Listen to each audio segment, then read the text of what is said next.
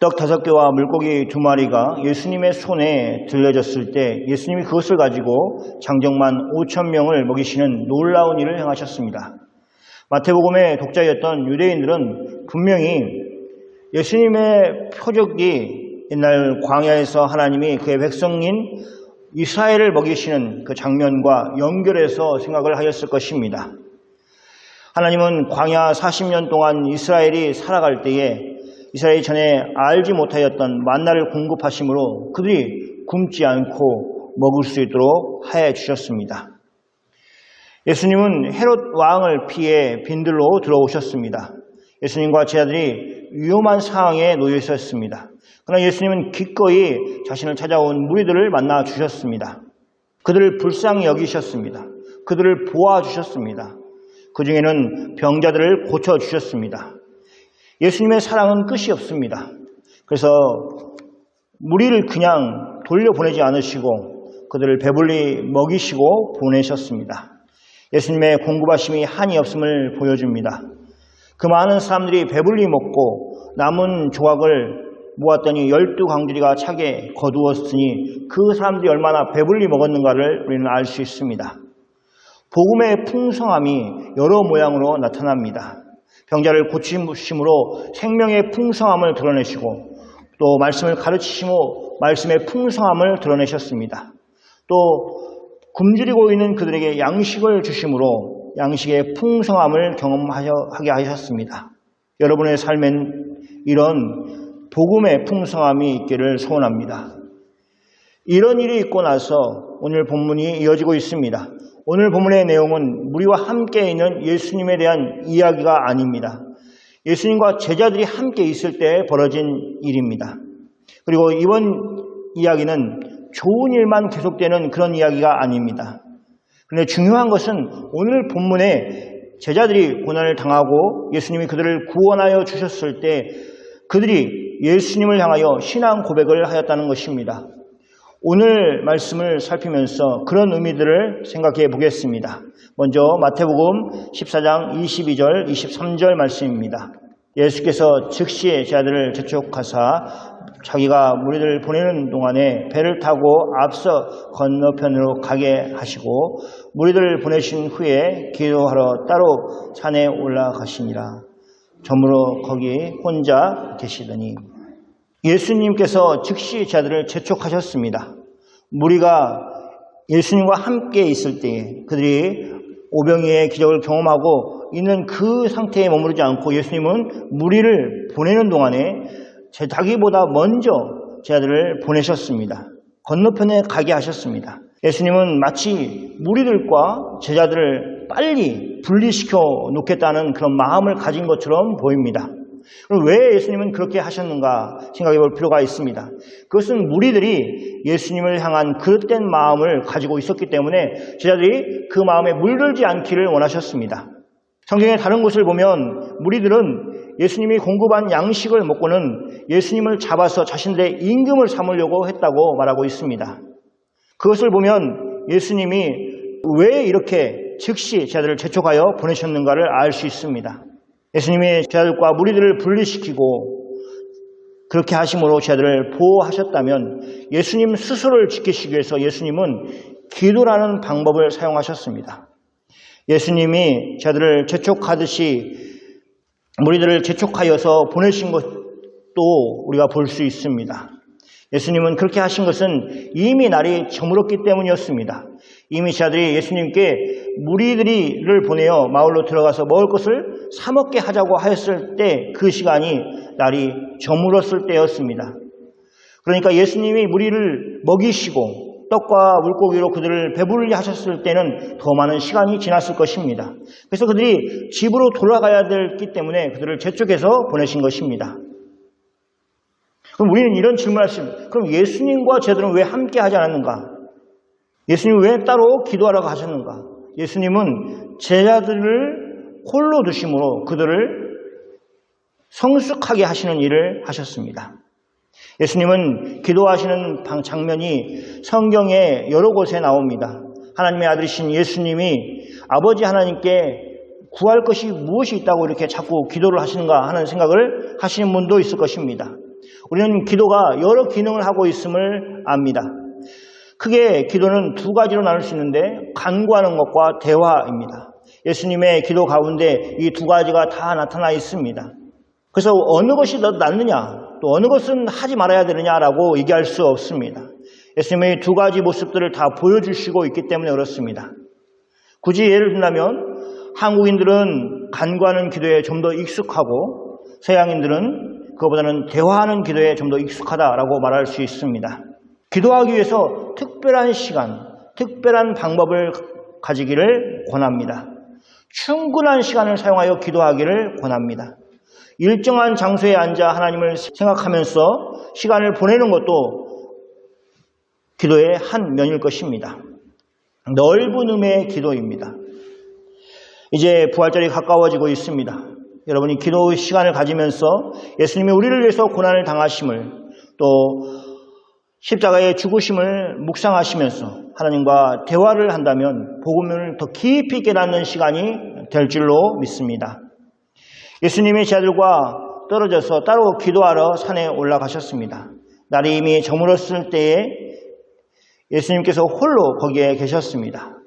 예수님이 제자들과 떨어져 따로 기도하신 것은 제자들을 방금 전에 본 기적들에 대해서 너무 과장하게 생각하지 않기를 원하셨고 또 예수님을 너무 칭송하지 않기를 원하셨기 때문입니다. 예수님의 분명히 목적을 가지고 이 땅에 오셨습니다. 그것은 줄인 아픈 병자를 고치기 위한 것이 아니었습니다. 줄인 사람을 배불리 먹이는 것이 아니었습니다. 예수님이 그런 일들을 행하신 것은 분명합니다. 그러나 예수님이 진정 이 땅에 오신 것은 죄인을 구원하여서 새 생명을 얻게 하시기 위한 것이었습니다. 그러니 제자들이 오병이어의 기적으로 인해서 너무 흥분해 있는 것은 옳은 결과를 가져오지 않을 수도 있었습니다. 예수님 자신도 자신이 이 땅에 오신 목적을 기도를 통해서 다시 한번 재확인하는 시간을 가지신 것입니다. 이렇게 예수님이 기도하고 계실 때 제자들은 어려움을 겪게 되었습니다. 24절 말씀입니다. 같이 읽겠습니다. 배가 이미 육지에서 술이나 떨어져서 바람을 거스림으로 물결로 말미암아 고난을 당하더라. 제자들이 탄 배는 이미 육지에서 술이나 떠나 있었습니다. 그 배에 타고 있는 제자들은 바람이 거슬림으로 물결로 말미암아 고난을 당하고 있었습니다. 제자들이 풍랑으로 해서 몹시 시달리자 마치 제자들은 아무 생각도 나지 않은 그런 상태가 되었을 것입니다. 예수님이 오병이어의 기적을 통해서 우리를 먹이시는 그 놀라운 장면도 그들에게는 중요하지 않았을 것입니다. 무리들이 보인 그 칭송도 중요하지 않았습니다. 제자들은 즐거웠던 시간들을 다 잊게 만들 정도로 자신들의 목숨을 지키기 위해서 풍랑 속에서 싸우고 있었습니다. 고난은 항상 우리에게 무엇이 중요한지를 생각하게 합니다. 바울 일행이 풍랑을 만나서 고생을 하였을 때 배에 있는 거의 모든 것을 버렸습니다. 배에 있던 짐을 버렸습니다. 나중에는 밥을 먹고 나서 곡식도 버렸습니다. 그렇게 한 것은 살기 위한 노력이었습니다. 어떤 사람이 건강을 잃으면 건강을 지킬 수 있게 하는 것 외에는 다 부질없다고 생각합니다. 건강만 되찾을 수 있다면 그 사람은 어떤 희생도 하겠다고 그렇게 마음 먹습니다. 경제적인 어려움을 당하고 있는 사람은 어떻습니까? 그것 외에는 다른 것은 부질없다고 생각합니다. 그것을 벗어나기 위해서는 건강이라도 해쳐가면서라도 그렇게 회복하고 싶어하는 마음을 갖습니다. 그러니 그런 것들이 궁극적인 답이 될 수 없다는 것을 우리는 깨달아야 합니다. 성경은 제자들이 그 답을 폭풍 가운데, 풍랑 가운데 찾았다고 그렇게 말하고 있지 않습니다. 제자들이 무슨 노력을 해서 그 상황을 벗어났다고 성경은 우리에게 가르쳐주고 있지 않습니다. 그들은 답을 찾지 못했습니다. 성경은 그것을 고발하고 있습니다. 우리도 마찬가지입니다. 우리가 어려운 가운데 놓여있다. 그럼 우리 스스로 막 답을 찾으면, 지혜로운 사람들이 모여서 답을 찾으면 찾을 수 있느냐? 그렇지 않다는 것을 성경은 이야기하고 있습니다. 제자들이 답을 찾지 못하였습니다. 그때 인생의 답이신 예수님이 그들에게 오셨습니다. 25절, 26절 말씀입니다. 같이 읽겠습니다. 밤 사경에 예수께서 바다 위로 걸어서 제자들에게 오시니 제자들이 그가 바다 위로 걸어오심을 보고 놀라 유령이라 하며 무서워하여 소리 지르거늘. 그때는 밤이었습니다. 그리고 풍랑까지 있었습니다. 밤 사경 즉 오전 3시부터 6시까지 그런 시간이었습니다. 그때 예수님이 바다 위로 걸어서 제자들에게 오셨습니다. 여기서 중요한 것은 제자들에게 예수님이 오셨다는 것입니다. 그 넓은 바다에서 작은 배 한 척에 육안으로도 어디 배가 있는지 알 수 없는 그런 상황임에도, 그런데 거기에 풍랑까지 일고 있는 그 상황인데 예수님이 그들을 향해서 정확하게 오셨습니다. 성경은 제자들에게 오셨다라고 말하고 있습니다. 제자들이 예수님이 바다 위로 걸어오심을 보고 놀랐습니다. 여전히 풍랑이 있는 가운데 바다 위로 걸어오는 분이 예수님이라고 누가 생각을 할 수 있겠습니까? 그래서 제자들은 유령이라고 하면서 무서워하여 소리를 질렀습니다. 그렇게 잔뜩 긴장하고 있는 제자들을 향하여 예수님이 말씀하십니다. 27절 말씀입니다. 같이 읽겠습니다. 예수께서 즉시 이르시되 안심하라 나니 무서워하지 말라. 예수님이 제자들이 자신을 보고 유령이라고 하는 소리를 들으셨습니다. 두려워서 소리 지르기를 시작하자 즉시 예수님이 말씀하여서 제자들을 안심시켜 주셨습니다. 안심하라, 나다, 두려워하지 말라, 이렇게 말씀하셨습니다. 반응은 언제나 빠른 베드로가 제일 먼저 예수님을 주여라고 부르면서 예수님께 말하였습니다. 베드로는 예수님께서 주님이시면은 자기들어 물 위를 걷게 해달라고 이렇게 그래서 예수님께 오라고 명령해달라고 구하였습니다. 예수님은 베드로의 요구를 들어주셨습니다. 간단하게 예수님은 베드로에게 오라라고 말씀하셨습니다. 어떤 다른 말씀도 하지 않으셨습니다. 베드로가 주님께 오라고 그렇게 명령을 내려주십시오라고 하는 그 말에 예수님이 동일하게 그래 오라라고 말씀을 하신 것입니다. 베드로는 자신이 말한 것처럼 예수님이 명령을 하셨기 때문에 배에서 내려서 물 위로 걸어서 예수님께 나아갔습니다. 그리고 30절 말씀을 같이 읽겠습니다. 바람을 보고 무서워 빠져가는지라 소리질러 이르되 주여 나를 구원하소서 하니. 베드로는 바람을 보았습니다. 더 정확하게는 바람으로 인해서 치는 파도를 보았을 것입니다. 그로 인해서 베드로는 무서움에 사로잡혔습니다. 물에 빠져 들어가게 되었습니다. 그때 베드로가 소리를 질렀습니다. 주여 나를 구원하소서. 가까이 계신 주님이지만 그러나 베드로는 큰 소리로 예수님이 마치 귀가 어두우신 것처럼 소리를 지르면서 요청하였을 것입니다. 예수님은 베드로의 구원의 요청을 들으시고 그를 구하여 주셨습니다. 성경은 예수님이 즉시 손을 내밀어 그를 붙잡았다고 말씀하고 있습니다. 여러분이 상상력을 발휘해서 물에 빠져 들어가는 그 베드로를 보면서 손을 내밀게 허리를 굽으시면서 베드로를 끌어올리시는 예수님의 모습을 상상할 수 있습니다. 그러면서 예수님은 베드로를 책망하셨습니다. 믿음이 작은 자여 왜 의심하였느냐. 베드로와 예수님이 함께 배에 오르니 바람이 그쳤습니다. 바람이 그때 그쳤습니다. 예수님이 물 위를 걸어오실 때에 바람을 그치게 한 것이 아니었습니다. 베드로가 예수님께 오라고 명령해 주십시오라고 했을 때 바람이 그친 것이 아니었습니다. 예수님이 베드로를 향하여 오라고 명령을 하셨을 때 베드로가 물 위를 걸어올 때에도 바람은 그치지 않고 풍랑이 일었습니다. 물에 빠져들어가는 베드로를 예수님이 구원하셨을 때에도 여전히 바람이 그치지 않고 풍랑이 있었습니다. 그래서 오늘 본문에 나오는 그 모든 내용들은 바람이 바다에 풍랑이 있는 가운데서 벌어진 것입니다. 걸어오실 때도 풍랑이 있었고 자들을 향하여 오시는 그 상황에도 그랬습니다. 그리고 제자들이 예수님을 보았을 때, 또 예수님이 자신이라고 안심하라고 말씀하셨을 때도 풍랑은 여전히 있었습니다. 그 풍랑에 제자들이 고난을 당하고 있었습니다. 그런 모든 사건이 그때 일어났습니다. 저는 생각합니다. 예수님이 우리의 고통과 또 아픔을 아신다면 제일 먼저 그것을 해결해 주실 것이라고 생각합니다.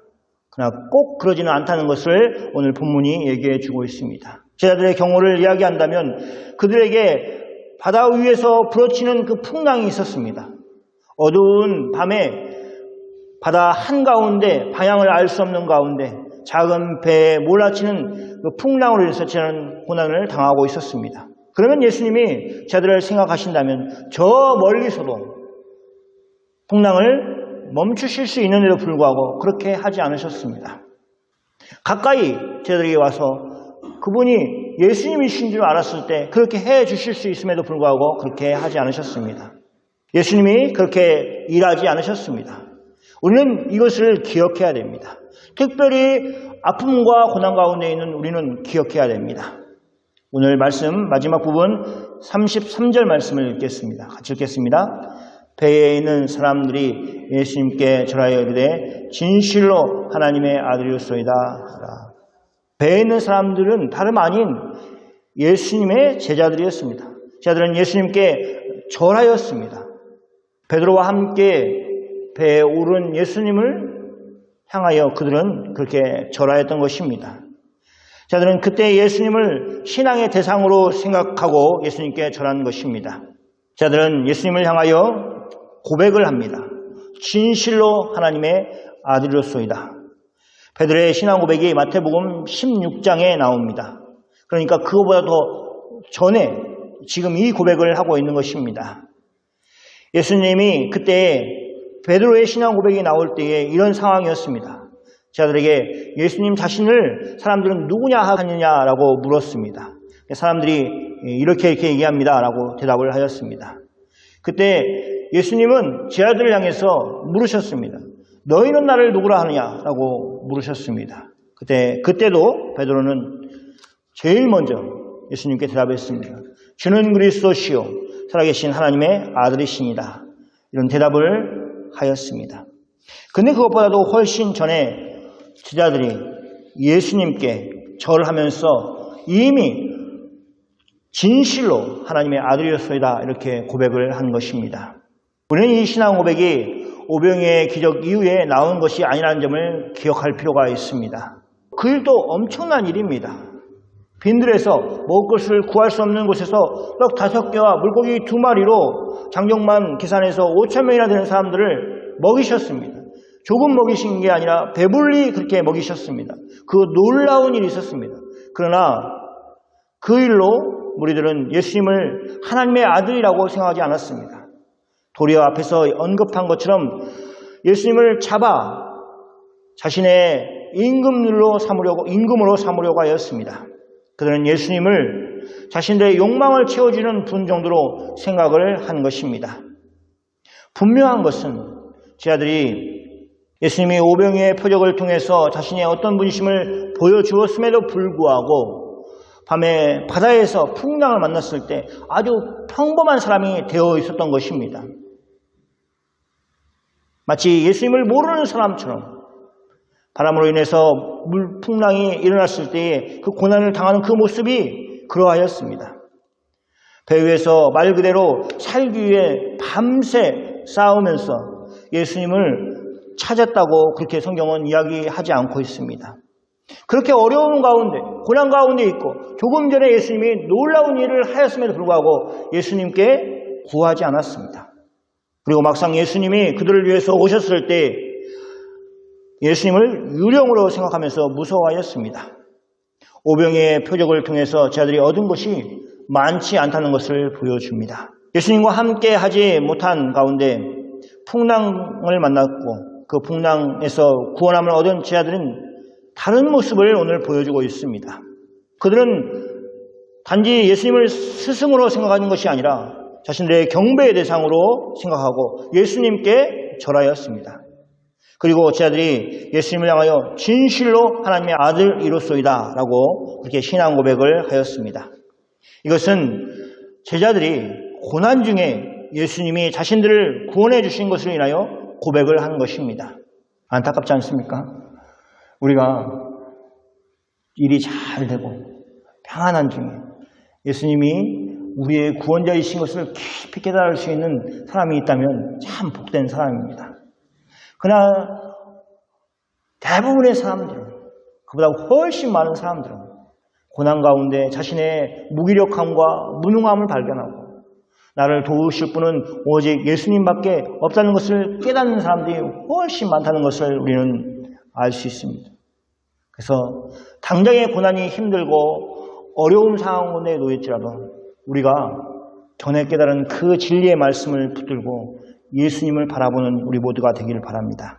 예수님이 풍랑을 잔잔케 하시는 것으로 인해서 자신들의 스승이었던 예수님을 바람을 멈추고 파도를 잔잔케 하시는 그런 분으로 생각하게 되었습니다. 그것은 오직 하나님만이 하실 수 있는 것으로 유대인들은 생각하였습니다. 엘리야 선지자 시대에 엘리야 선지자가 바알의 선지자들과 싸울 때에 이스라엘 백성들을 향하여 제시한 것이 무엇입니까? 누가 참 하나님이신지, 누가 참 여호와인지 하늘에서 불을 내리는 그분이 여호와 하나님이라는 것을 우리가 믿자라고 얘기하면서 한 행동 아닙니까?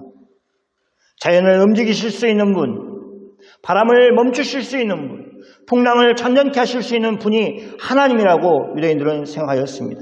그래서 제자들은 예수님이 풍랑이 잔잔하게 하신 후 이후에 배에서 제일 먼저 한 행동이 그것입니다. 예수님을 향하여서 절하며 경배하면서 하나님의 아들이라고 하나님이라고 고백을 한 것입니다. 오늘 본문에서 우리는 베드로가 물 위를 걷는 것에 대해서 생각해 보겠습니다. 베드로는 예수님이 저 멀리 물 위로 자신에게 걸어오는 것을 보았습니다. 처음에는 유령이라고 생각하고 무서워서 소리를 질렀습니다. 그런데 예수님이 제자들에게 안심하라, 나니 두려워하지 말라고 하는 그 소리를 들었을 때 베드로는 그때 특별한 믿음이 발동하였습니다.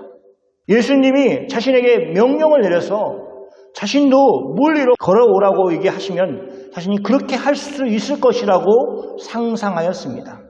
그래서 그는 그 생각을 예수님께 구하였습니다. 예수님은 베드로의 생각을 아시고 아주 짧게 오라라고 명령하셨습니다. 그래서 베드로가 예수님의 명령대로 물 위로 걸어서 예수님께 나아갔습니다.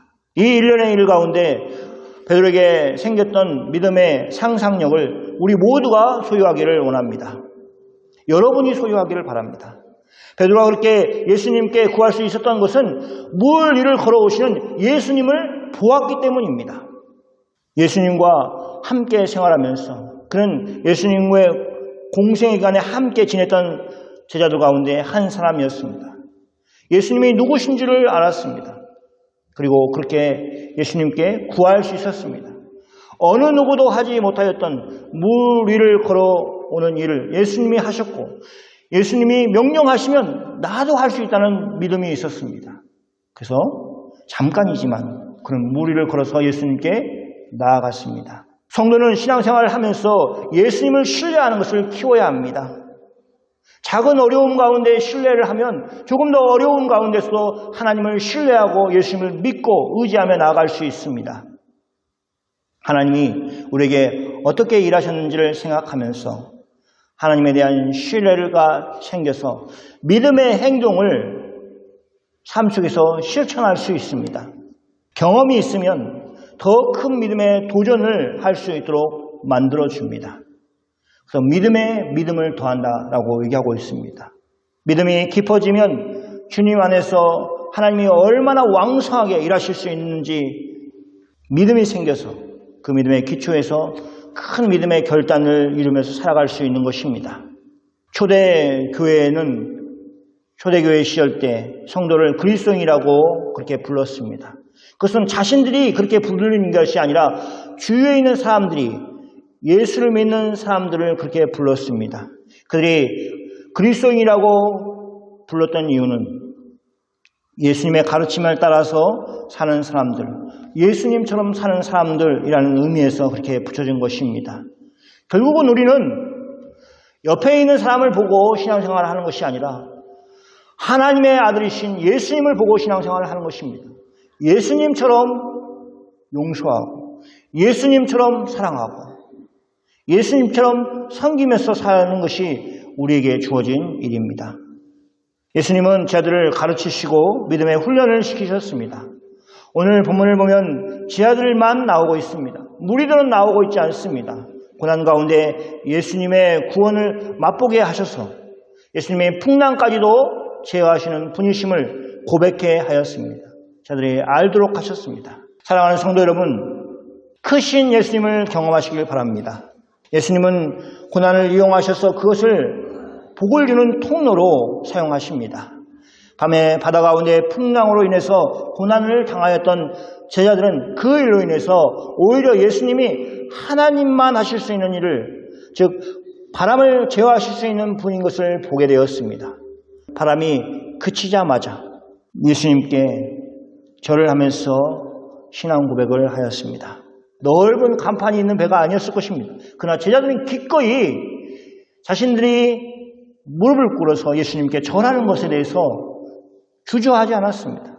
왜냐하면 그들은 예수님이 어떤 분이신지를 깨달았기 때문에 그렇습니다.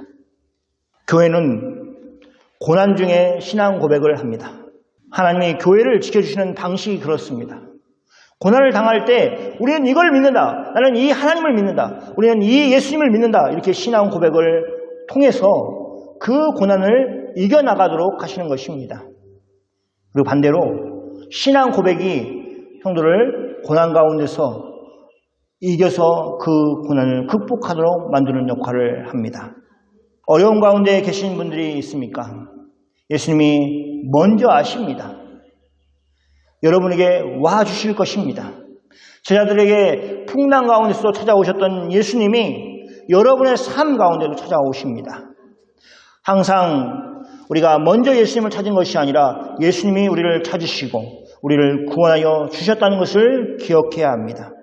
어려운 가운데 예수님의 도우심을 오늘도 경험하시고 또 예수님이 하나님이시라고 또 구원해 주시라고 신앙 고백하는 여러분이 다 되시기를 축원합니다. 아멘.